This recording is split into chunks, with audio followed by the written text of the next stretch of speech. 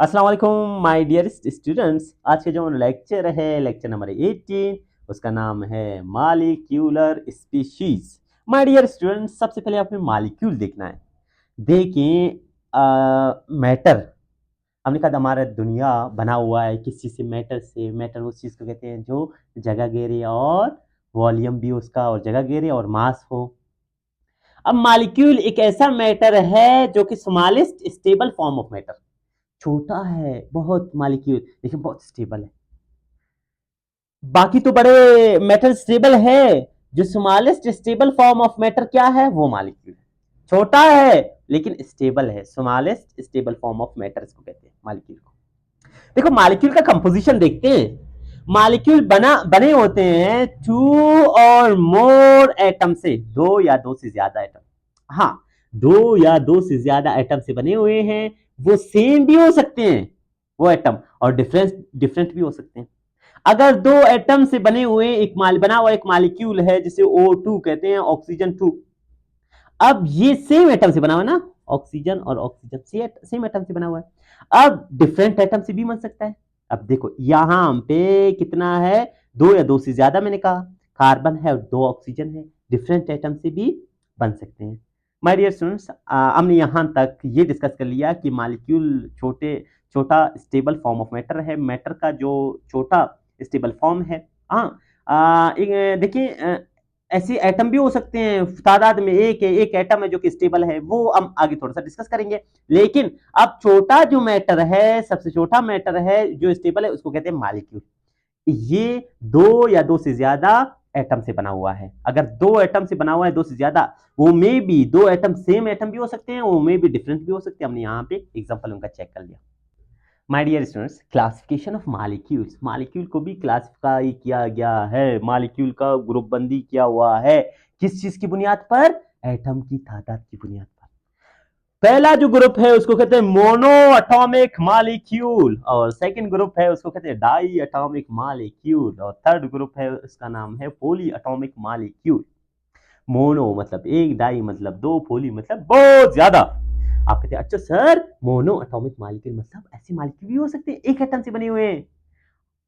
मैं कहता हूँ हाँ, लेकिन आप कहते हैं सर आपने पिछले जो पेज में आपने डेफिनेशन समझाया था, दो या दो से ज्यादा एटम होनी चाहिए।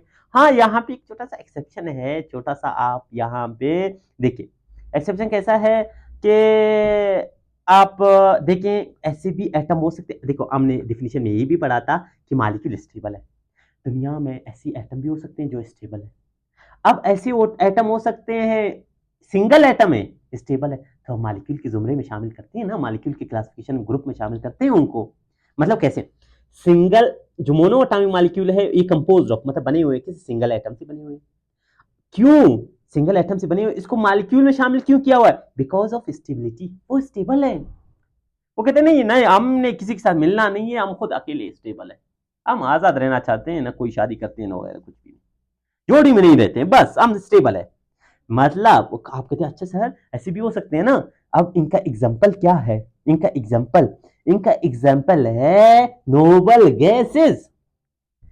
आप कहते हैं अच्छा सर नोबल गैसेस हमें थोड़ा सा दिखा दीजिएगा। नोबल गैसेस देखिए माय डियर स्टूडेंट्स, यहाँ पे ग्रुप 18, यहाँ से ये तमाम क्या है? Noble gases.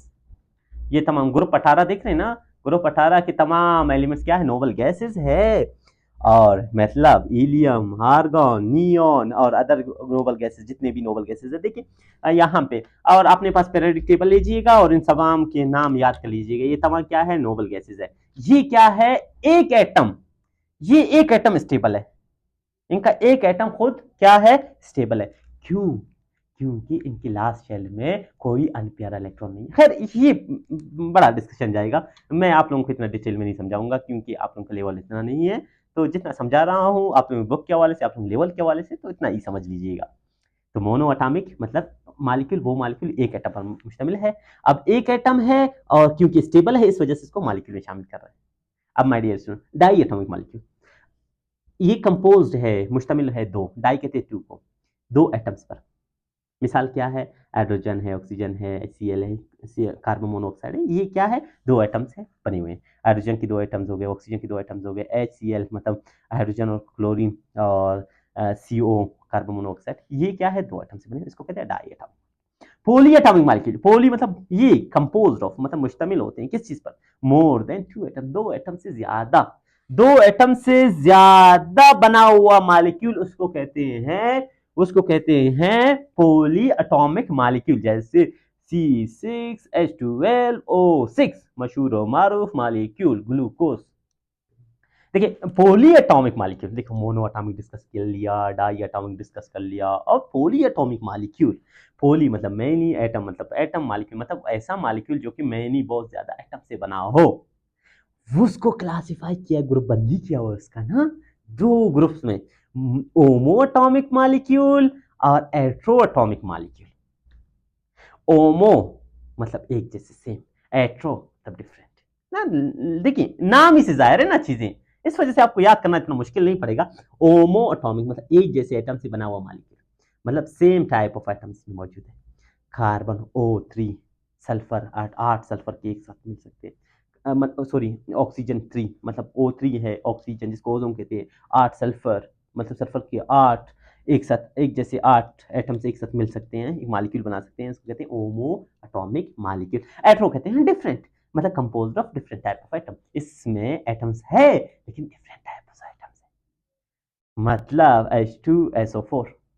हाँ, यहाँ पे देखिए एक मॉलिक्यूल है लेकिन बना हुआ है मुख्तलिफ एटम से, बहुत सारे एटम से बना, पोली एटॉमिक है लेकिन पोली एटॉमिक में से कौन से ग्रुप में से, हेटेरोएटॉमिक में से, मतलब इसमें मुख्तलिफ टाइप्स ऑफ एटम मौजूद है। यहाँ तक क्लियर है?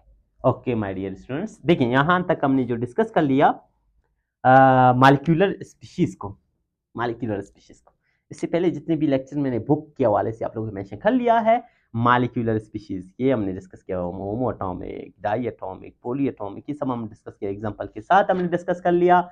हमारे नेक्स्ट 2 लेक्चर्स बाकी है, एक को मोल को डिस्कस करने एक लेक्चर में, और एक लेक्चर में हम डिस्कस करें एवोगाड्रोस नंबर को। माय डियर स्टूडेंट्स, तब तक एंजॉय कर लीजिए इस लेक्चर को, मिलते हैं नेक्स्ट लेक्चर पे, अल्लाह हाफिज।